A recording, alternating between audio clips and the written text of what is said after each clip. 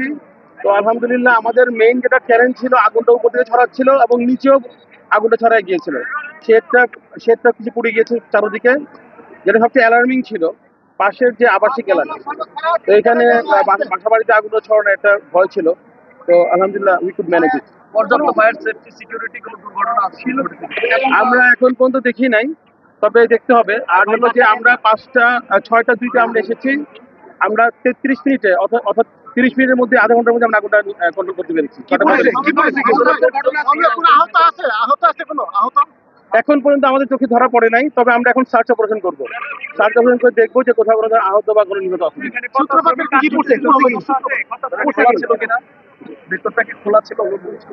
আমরা খোলা পেয়েছি এসে। এটা মূলত পুরো উপরে যে শেডটা আছে, এই শেডের মধ্যে আগুনটা ছড়ায় গিয়েছে। এখানে ওভেন আছে, এখানে রঙের কোটিং আছে যেটা হাইলি ফ্লেমেবল, যার ফলে আগুনটা খুব ছড়িয়ে গিয়েছে। এই কারখানার নামটা কি? এলটেক অ্যালুমিনিয়াম। আগুনটা লাগলো কখন? আমরা এখানে পৌঁছেছি 6টা 2-তে, 6টা 45 অর্থাৎ 33 মিনিটে আমরা আগুনটা নিয়ন্ত্রণ করেছি। 6টা ইউনিট। এখানে অনেকে স্বজনরা বলতেছে তাদের শ্রমিক। আমরা কোনো মিসিং ইনফরমেশন পাই নাই। আমরা সার্চ করবো, আপনারাও থাকবেন, আমরা দেখবো ইনশাল্লাহ। আচ্ছা, কারখানা কর্তৃপক্ষ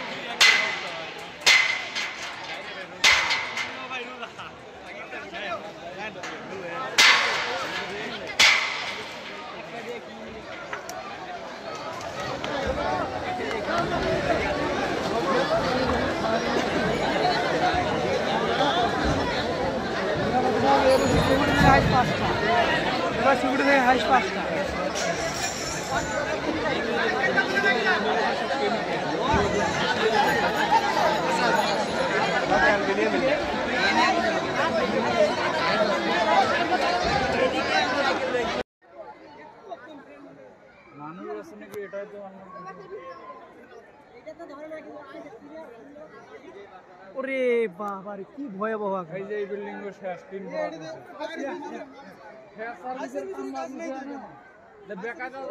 আগুনের তাপ আসছে, দেখেন এখনই। এই বিল্ডিং এর মানুষগুলো যাচ্ছে না কেন, বের হচ্ছে না কেন?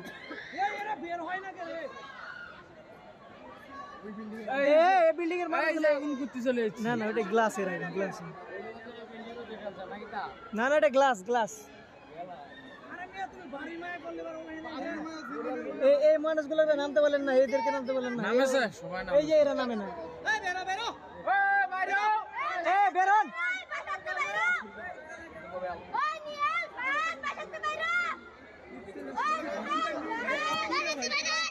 এই যে টিন গলা ছিল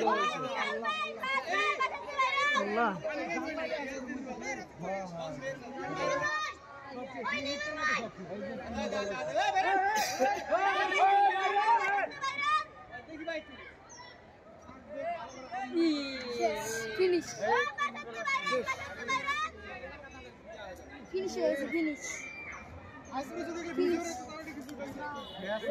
ওই বাচ্চাটা এখনো নামে নাই, ওই বাচ্চাটা নামে নাই